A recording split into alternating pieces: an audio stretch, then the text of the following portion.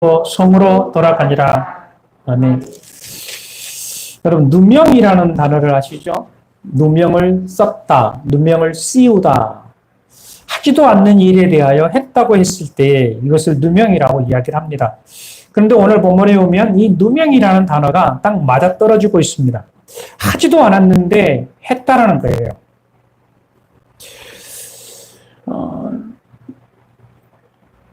우리가 지난번에 본문을 보게 되면 시므온이 잡히게 되어지고 결국은 시므온이 풀릴 수 있는 방법은 집에 있는 막내 베냐민을 데리고 오면 그것이 너희들에게 정탐꾼이 아니라 진실한 말을 믿겠다.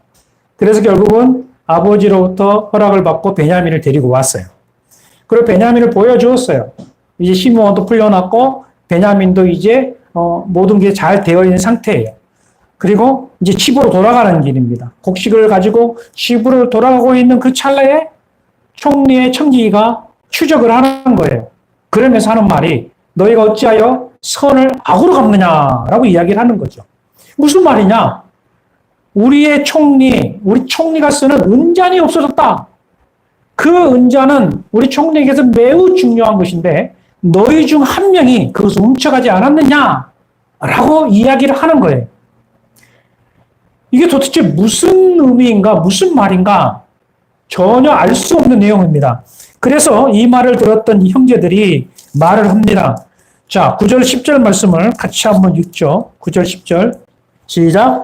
당신의 종들 중 누구에게서 발견되든지 그는 죽을 것이요 우리는 내 주의 종들이 되리이다. 그가 이르되 그러면 너희의 말과 같이 하리라. 그것이 누구에서든지 발견되면 그는 내게 종이 될 것이요 너희는 죄가 없으리라. 이 말을 했을 때에 야곱의 형들, 그 형제들은 단호하게 이야기합니다. 무슨 말입니까? 우리는 그렇게 총리의 은잔을 훔칠 만한 사람도 아니고 훔치지도 않았습니다. 만에 우리들 중에 그 사람이 있으면 그 사람은 반드시 죽을 것이고 우리는 총리의 종이 되겠습니다. 라고 이야기하는 거예요. 이 말의 의미는 뭐예요? 그만큼 자신이 있다는 거죠. 그래 청지기는 그래? 그럼 너희 말대로 한번 보자 해서 그 모든 곡식 자료를 다 열어보았습니다. 나이 든 사람부터라고 했던데 바로 첫째부터 시작을 해서 쭉 다 열어봤죠. 아무것도 발견되지 않았습니다. 이제 마지막 막내 베냐민의 곡식단을 열었습니다. 웬일입니까? 생각지도 않는 장면이 펼쳐진 거예요. 바로 베냐민의 곡식단에 총리의 은잔이 나왔어요. 여러분 그것을 우리가 그림을 그려가면서 상상하면서 마치 영화를 보듯이 한번 생각해 보세요.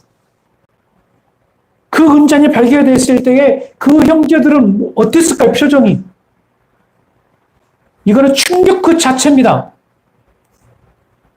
어벙벙이라는 말도 썼겠죠. 베냐민 얼굴도 마찬가지입니다. 이게 뭐지? 라고 했을 거예요. 그러면서 형제들은 또 베냐민을 봤겠죠. 베냐민, 야, 네가 막 그랬겠죠. 네가 난 말 그대로 이제 도둑놈이 돼버린 거예요. 너가 어떻게 그럴 수 있어? 여러분 이게 어떤 상황입니까?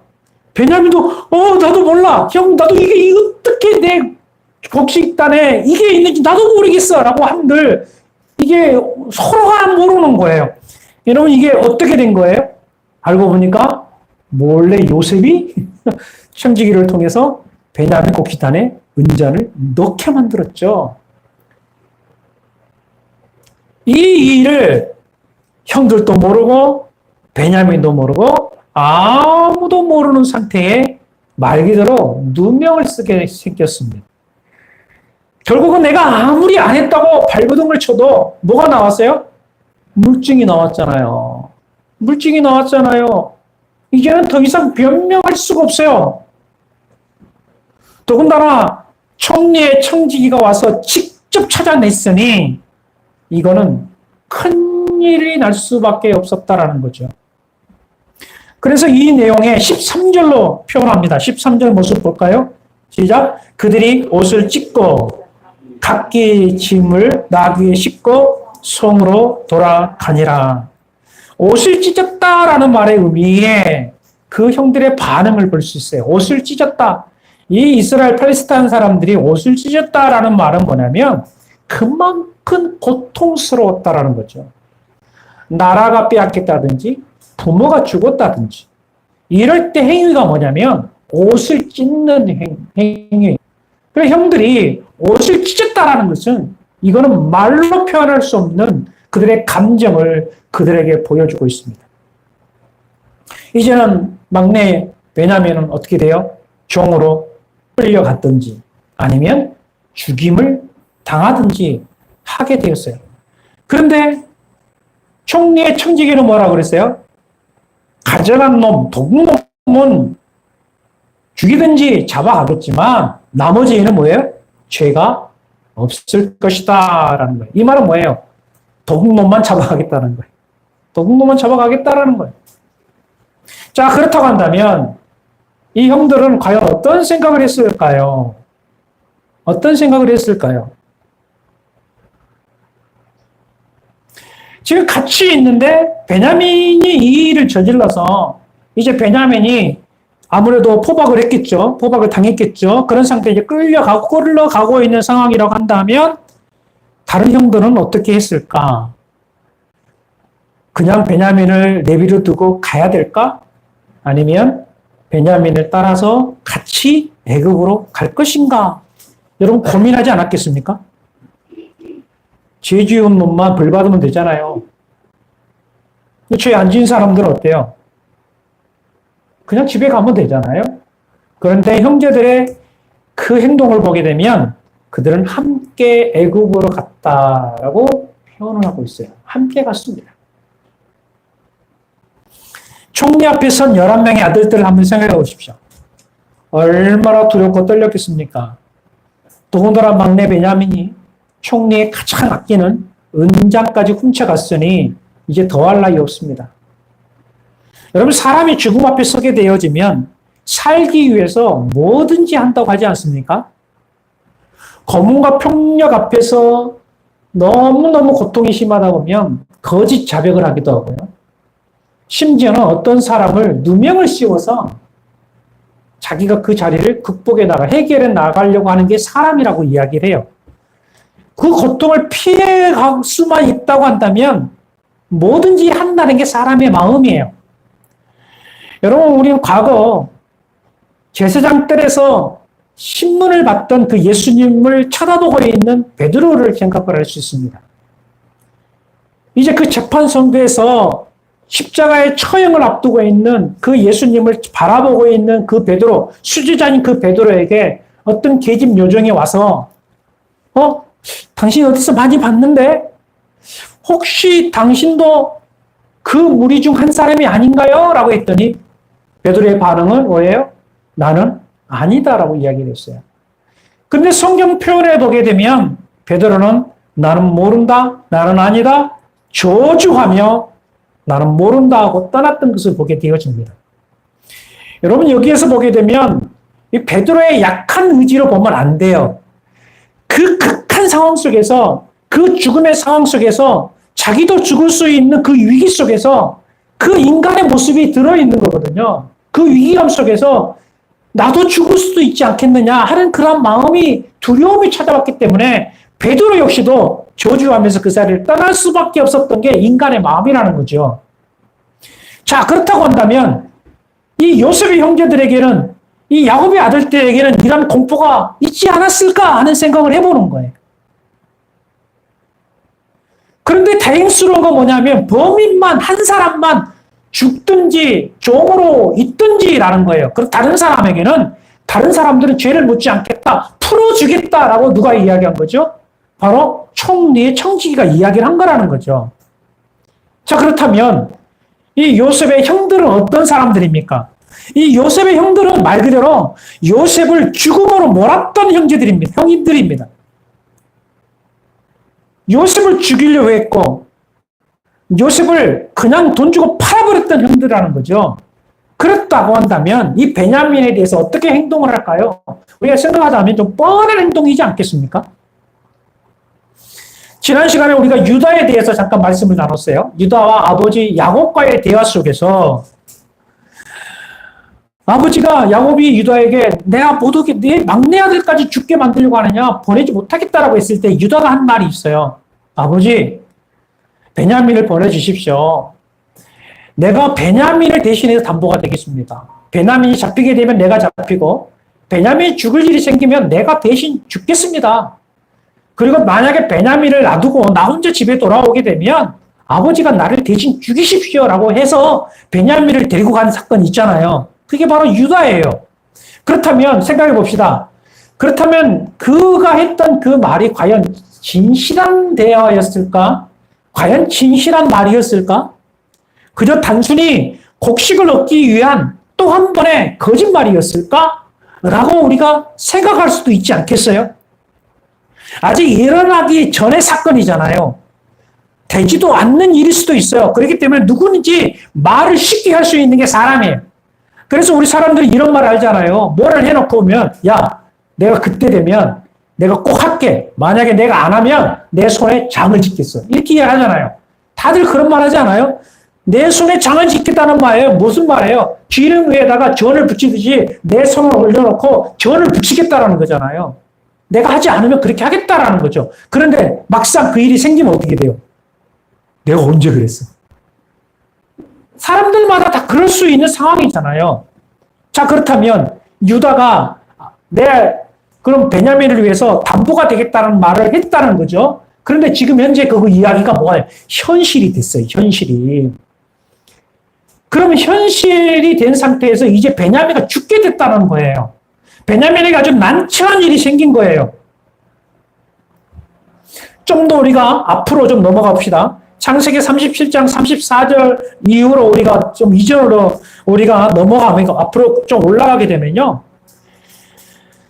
들에 나갔던 그 요셉을 만났죠. 그래서 그 짐승이 찢겨졌다는 말을 들었을 때 야곱의 그 표현은 어떤 표현이었느냐 하면 아들이 짐승에서 찢겨 죽었다는 말을 아들들에게 들었을 때 그 야곱의 모습, 아버지의 모습은 뭐냐면 자기 옷을 찢고 주저앉아서 통곡을 했다라고 아비의 그 상한 마음, 아버지의 촌스러운 마음을 성경은 기록해 놓고 있습니다. 이게 바로 아비의 마음이에요. 그런데 형제들은 아무런 행동도 없었죠. 그런데 오늘 본문에 표현하면 뭐라고 표현하겠느냐면 오늘 본문에 표현하면 베냐민으로 인하여서 어떻게 했냐? 형들이 옷을 찢었다라는 표현을 쓰고 있다는 거예요. 과거 있지 않았던 행동들이 지금 모습이 드러나요. 요셉이 팔렸었다라는 말을 들었어요. 요셉을 팔 때에는 눈 하나 깜빡이지 않았던 그 형들이 이제는 베냐민이 죽게 되었다는 그 상황 앞에서 그 형들은 아버지처럼 옷을 찢으면서 그 고통스러운 마음을 표현을 하고 있다는 것에 우리는 조금 더 주시를 해보아야 됩니다. 과거에는 이 형들은 말 그대로 피도 눈물도 없는 사람들이었습니다. 요셉의 절규에도 아버지 통곡 앞에서도 눈 하나 깜빡거리지 않았던 그러한 자녀들이었습니다. 그런데 이 형제들의 모습은 뭔가가 지금 현재 달라져 있다는 사실을 성경은 우리에게 보여주고 있어요. 34절 다시 한번 볼까요? 34절 같이 한번 읽어볼까요? 시작.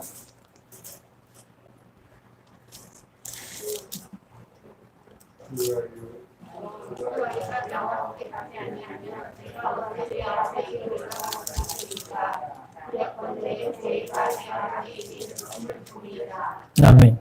여기서 보면 그의 고백을 그대로 표현했던 것을 지금 이제 형제들이 옷을 찢고 자신들의 그 애통을 드러내고 있는 모습을 발견하게 돼요. 그러고 난 다음에 방금 했던 그 말처럼 이제는 유다가 그 동생 베냐민을 위해서 어떻게 말을 하고 있는지를 14절 이후로 말씀해 주고 있습니다. 유다는 네 가지 형태를 말을 합니다. 첫째는 뭐냐면 자신들의 숨겨진 죄를 인정을 합니다. 16절 말씀 한번 볼까요? 16절 같이 한번 읽어볼까요? 시작.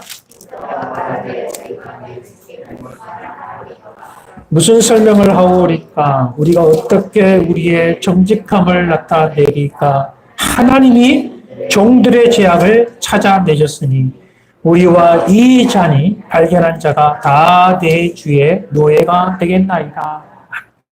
여기서 단어를 보게 되면 하나님이 종들의 죄악을 찾아내셨으니 라고 표현을 하고 있어요.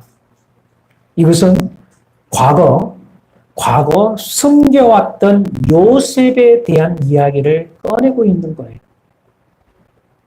요셉을 미워했고, 요셉을 죽이려고 했고, 요셉을 팔았고, 이 사실을 아버지를 속였고, 이 일로 인하여 아버지가 고통스러워하는 것을 가만 내비려 두었고, 이 모든 것들, 우리가 해왔던 이 모든 죄악들을 누가 찾아냈다? 하나님이 찾아내셨습니다. 여기는 매우 중요한 고백입니다. 하나님이 찾아내셨습니다. 비로소 유다는 자신들이 과거에 했던 그 일이 죄악이었으며 심각한 죄악이었음을 하나님께서 깨닫게 하셨다라고 표현을 하고 있는 거예요. 이 말의 의미는 더 이렇습니다. 그 죄악으로 인하여 지금 우리가 그 죄의 대가를 받고 있습니다. 이것은 바로 유다의 진정 어린 회개를 말씀을 하고 있습니다. 두 번째로는 아버지 야곱에 대한 사랑을 말합니다. 아버지에게는 사랑하는 두 아들이 있었는데 한 아들은 죽고 한 아들이 남아있는데 이 아들마저 죽게 된다고 한다면 아버지는 비통 중에 죽게 될 것입니다. 우리는 이 아버지의 이 아픔을 더 이상 지켜볼 수가 없습니다. 그러니 베냐민을 살려주십시오. 아버지에 대한 사랑을 유다는 간절하게 드러내 보여주고 있습니다. 그리고 세 번째는 아버지와 약속 때문, 그 언약을 지켜야 한다는 것을 보여주고 있습니다. 나는 아버지와 약속을 했습니다. 이 아이는 반드시 내가 아버지 품으로 다시 데려가겠다라고 아버지와 약속을 했습니다.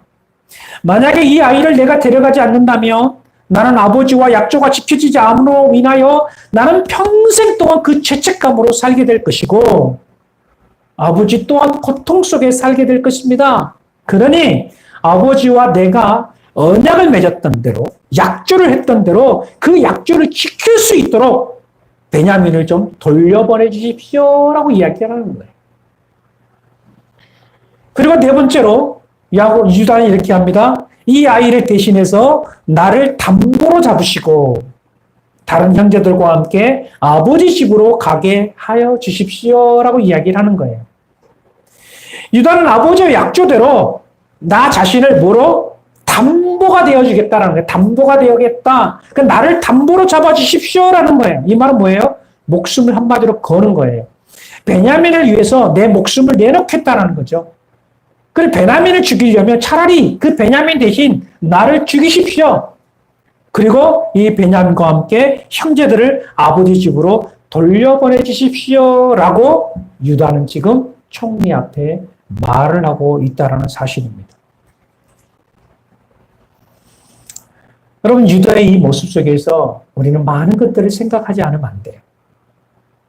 그렇다면 자 요셉은 왜 동생의 그 베냐민의 그 곡식 주머니에 은장을 숨겼을까요? 왜 넣어두었을까요? 궁금하지 않습니까? 이것을 우리가 신학적으로 표현하게 되면 저는 이렇게 표현합니다.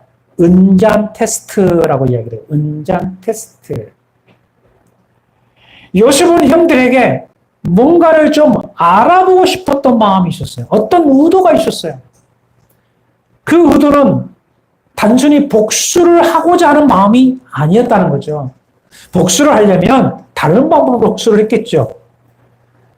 그리고 그 형들이 얼마나 지혜가 있는지 그 지혜를 테스트하기 위해서 한 것도 아니에요. 요셉을 한번 보십시오. 지금 요셉이 총리로 앉아 있는 그 상황에 몇 년 만에 지금 형들을 만난 겁니까? 추제가 거의 22년 됐어요. 22년. 22년 만에 총리가 되어 있는 상태고 22년 만에 형제들을 만난 거예요. 형들을 만난 거예요. 그런데 여러분 요셉은 그 22년이라는 그 시간 속에 알고 싶었던 게 있어요. 그게 뭐냐 하면 형들에 대해서 알고 싶었다라는 거예요. 자신은 22년 전에 형들의 모습은 기억을 하고 있어요. 그쵸? 피도 눈물도 없는 형들이잖아요. 그 형들을 기억을 하고 있는데 22년이 지난 지금의 형들의 모습은 어떻게 달라지는가를 요셉은 알고 싶었던 거예요. 미움과 시기와 경쟁만 해왔던 형들이 과연 얼마만큼 달라져 있었을까? 그리고 더군다나 나를 미워했던 그 형들이 나의 어머니 라헬의 아들인 그 베냐민, 나의 동생인 그 베냐민을 얼마만큼 사랑하고 있는지 이것을 알고 싶었던 거예요, 사실은. 뿐만 아니라 나를 팔았던 그 일에 대하여 형들은 정말 뉘우치는 마음을 하고 있는가? 정말 회개하는 마음을 가지고 살아가고 있는가? 이것을 요셉은 알고 싶었던 것이죠. 그래서 요셉은 은자 테스트를 한 거예요. 그런데 이 은사 테스트를 했을 때에 그 테스트를 누구를 통해서 시험에 통과를 하느냐 하면 바로 유다의 고백을 통해서 테스트를 통과를 하게 되는 것입니다.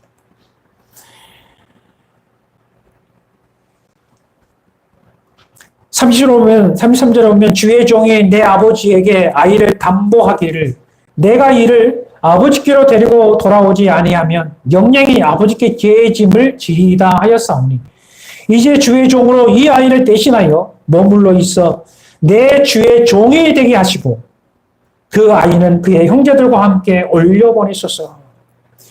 여기에 말씀 속에서 보면 마지막 말에 보면 담보라는 말이 나옵니다. 담보라는 말. 그리고 대신하여라는 단어가 나와요. 주의 종이 내 아버지에게 아이를 담보하기를, 이 담보라는 단어, 좀 어려운 단어죠.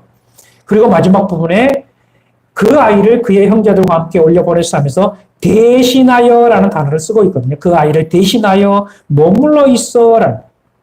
여러분 이 의미를 한번 살펴보게 되면 이 담보와 대신하여라는 이 단어의 의미 속에서는 신구약에 흐르는 구속사를 설명을 할 수 있어요. 조금 어려운 단어일 수 있어요. 자, 좀 더 쉽게 설명을 할게요.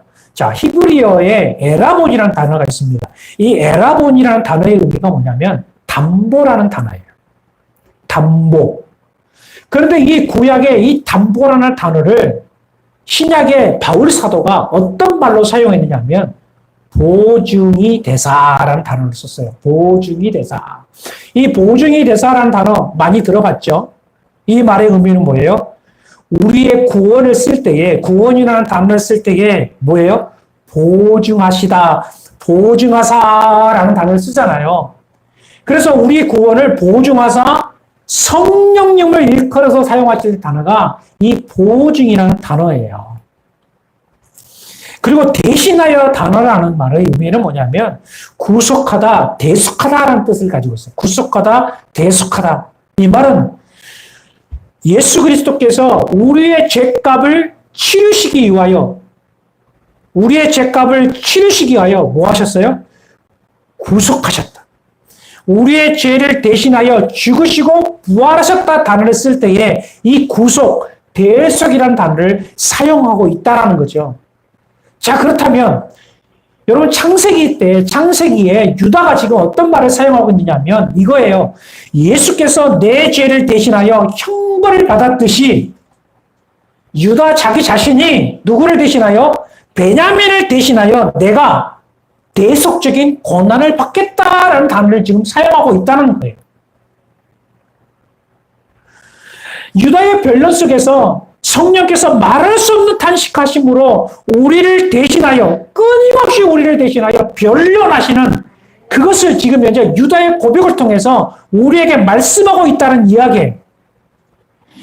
유다의 이 변론을 통하여서 죄와 허물로 인해 지옥 형벌 받아야 될 우리를 대신하여 변호해 주시고 담보해 되신 예수님을 우리에게 보여주고 있다는 이야기입니다. 여러분, 이 유다의 모습 속에서 우리가 발견하는 게 뭐냐? 바로 예수 그리스도예요. 율법의 고발 속에서 지옥에 던져야 될 우리를 두고 내가 그 아이의 담보가 되었습니다.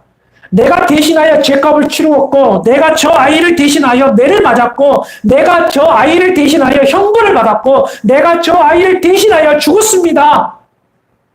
누가 고백하라는 거예요? 예수 그리스도가 우리를 대신하여 말씀하고 있다는 이야기예요.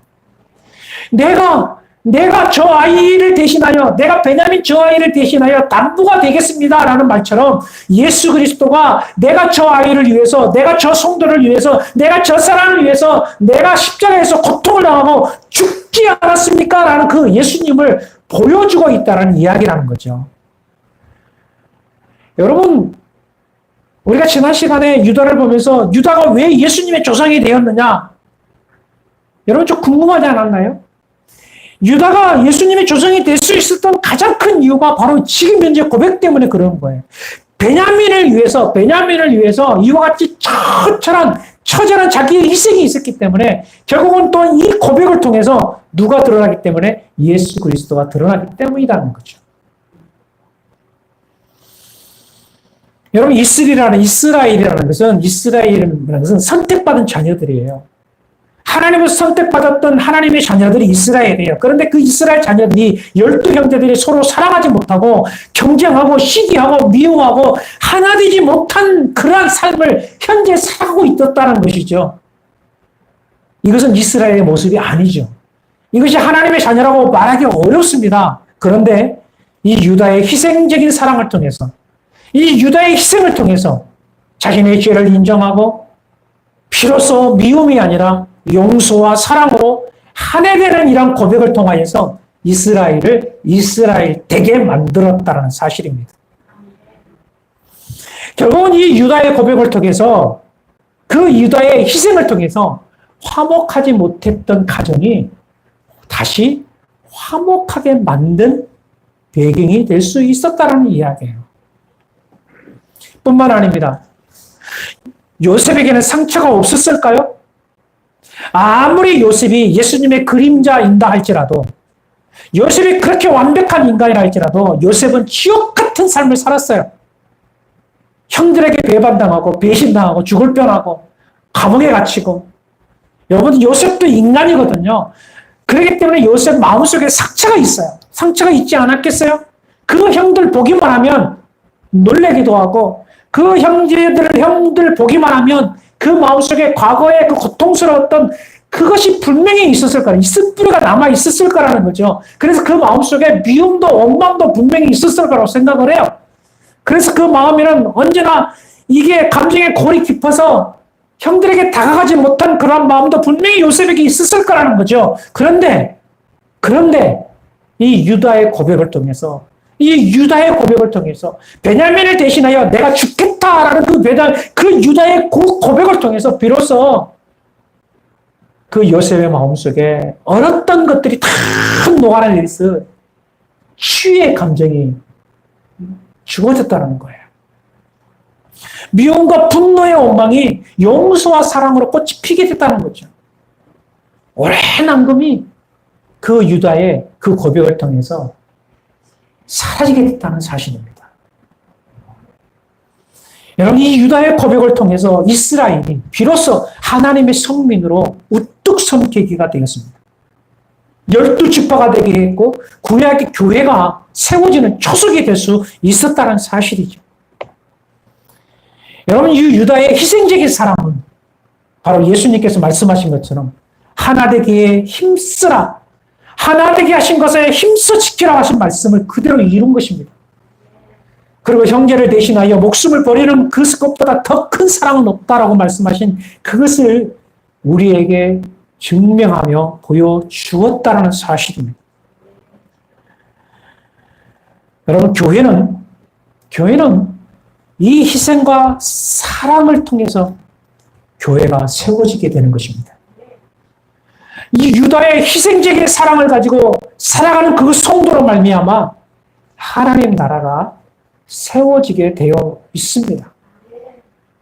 그 한 사람의 희생을 통해서 메바른 땅에 단비가 내리듯 그 사랑과 희생을 통해서 그 공동체는 사랑하게 되어지고 그 공동체는 건강해지게 되어 있어요. 그러므로 이 공동체가 온전히 세워지기 위해서는 유다와 같은 헌신적인 희생과 사랑이 꼭 필요하다는 것입니다. 결국은 이 헌신적인 희생을 통해서 하나님은 은혜를 베풀어 주십니다. 가문의 복을 주십니다. 유다의 후손 중에 메시아 예수 그리스도가 태어나게 하시고 그 가정과 가문을 크게 복을 주시는 거예요. 그리고 그 유다의 그 후손 가운데 다윗과 같은 위대한 후손이 나오게 만들고 하나님의 왕적 권세가 세워지도록 그리고 그 가문과 그 자녀들이 견고해질 수 있도록 수많은 사람들로 통해서 자랑거리가 되도록 하나님이 하신다는 사실입니다. 결국은 이 희생과 헌신 속에는 하나님의 반드시 보상하시는 하나님의 은혜를 우리에게 보여주고 있다는 사실입니다. 사랑하는 성도 여러분, 오늘 본문은 우리에게 질문을 던지고 있습니다. 그 질문은 이거예요. 너희도 형제 중에 누군가가 어렵고 곤란한 일을 당하고 있을 때 유다처럼 담보가 될 수 있겠느냐? 교회가 곤란한 일을 당하고 있을 때에 희생적인 사랑을 보여줄 수 있겠느냐?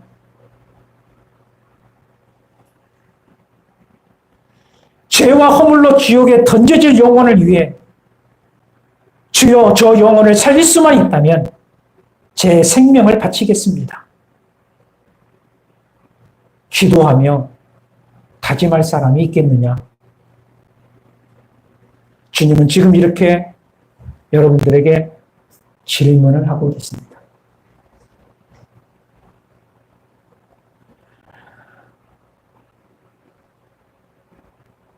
저는 그런 생각해 봅니다. 과거에 분명히 저는 여러분들도 이런 기도도 했을 거라고 저는 생각합니다. 주님, 제가 주님을 위해서 제 생명을 바치겠습니다. 주님, 제가 교회를 위해서 목숨을 바치겠습니다. 주님, 내가 이웃을 위해서, 복음을 위해서, 선교를 위해서 내 생명을 바치겠습니다. 분명히 여러분들은 어느 순간 이와 같은 기도를 했을 거라고 저는 생각합니다. 그런 기도가 있었을 때에 하늘은 흔들렸고 주의 보좌는 흔들렸습니다. 그때 분명히 하나님께서는 은혜를 주셨고 그때 놀라운 기적과 놀라운 은사를 여러분들이 분명히 받았을 거라고 저는 생각을 합니다. 그런데 여러분 지금은 어떠하십니까? 지금은 어떠하십니까? 지금 여러분 어떻게 하고 있습니까? 무엇이 우리를 이렇게 변하게 만들었습니까? 무엇이 우리를 이렇게 만들었습니까? 하나님은 지금도 우리에게 은전 테스트를 하고 계십니다. 누가 나를 대신하여 갈고? 누가 베냐민을 대신할 거?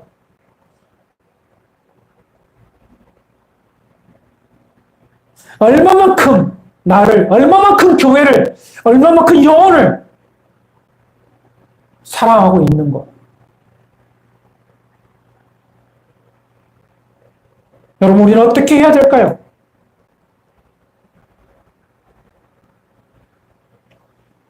요셉의 형제들은 조금씩 달라짐으로 하나님의 성민된 모습으로 성장해 나갔습니다. 신앙은 성장이에요. 성령을 통해서 견인되어져서 성화에 이르기까지 우리의 신앙은 좀 더 성숙해 나가고 좀 더 주님께 나가야 되고 좀 더 주님이 기뻐하시는 사람으로 세워져야 되는 거예요. 이게 신앙이에요. 그런데 우리의 신앙이 도리어 반대로 내리막길을 달린다고 한다면 과거에는 내가 그렇게 했는데 과거에는 나는 그렇게 사랑했었는데 과거에는 그렇게 내가 헌신을 했었는데 과거에는 내가 그만큼 하나님을 위해서 목숨까지 바친다고 했었는데 그러나 지금은 내가 그러지 못한다고 한다면 여러분 이건 정말 심각한 문제다고 할 수 있어요. 정말 심각해질 수밖에 없어요.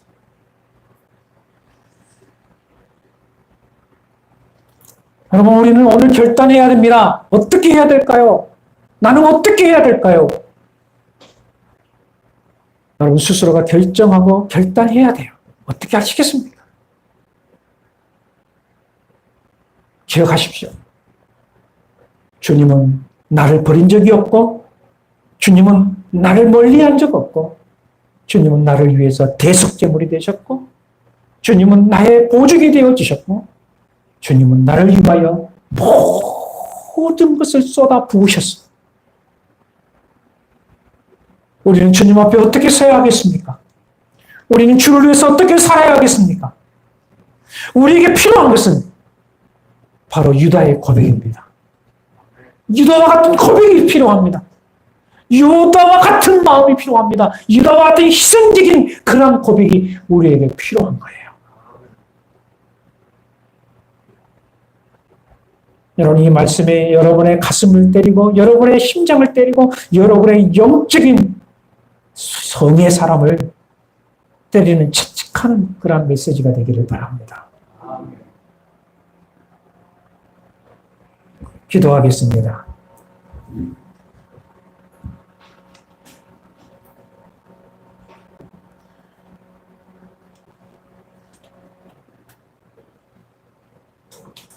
주의 종이 내 아버지에게 아이를 담보하기를 내가 이를 아버지께 데려오지 아니하면 영영이 아버지께 죄의 짐을 지리이다 하였사오니 이제 주의 종으로 그 아이를 대신하여 머물러 있어 내 주의 종이 되게 하시고 그 아이는 그의 형제들과 함께 올려보내소서.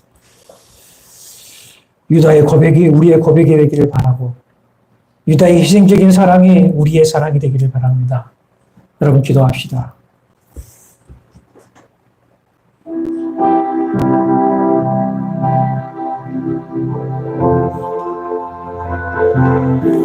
하나님 아버지 우리의 진실한 고백이 있기를 간절히 바라고 있습니다. 아버지 하나님 결단이 우리의 결단이 되어지게 하여 주시기를 간절합니다.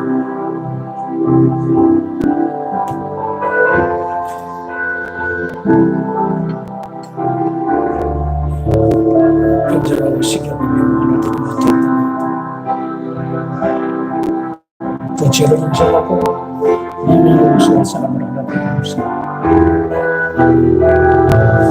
지적인 사랑과 헌신적인 고백이 우리에게 주어지게 해주시면 간절히 바랍니다. 그 헌신적인 사랑을 우리가 할 수 있도록 도와주시옵소서. 열심히 다해 주를 쓰는 주 앞에 서서 사람들이 깨어지게 하여 주시옵소서. 주여 은혜를 주시옵소서. 주여 우리에게 은혜를 더하여 주시옵시고 하나님의 거룩한 사랑으로 조정하시며 여길 수 있도록 주여 붙잡아 주시옵소서. 주님께서 우리에게 원하시고 바라시는 것이 무엇인지 우리가 알며 죽게 나가는 하나님의 거룩한 사람들이 되어지게 하여 주시옵소서. 과거에 피도 눈물도 없었던 미움과 시기와 경쟁만 해왔던 그 형제들이 자신의 죄를 회개하고 서로가 서로를 위해서 목숨까지 아끼지 않았던 그러한 사랑의 고백을 했던 그러한 모습으로 변했듯이 주여 우리도 이와 같은 신앙적 성장이 있게 하여 주시옵소서. 하나님의 자녀로 선택받았던 자녀들입니다. 그런데도 불구하고 우리 안에는 여전히 경쟁하고 시기하고 미워하고 하나 되지 못한 모습들이 종종 남아있음을 고백합니다.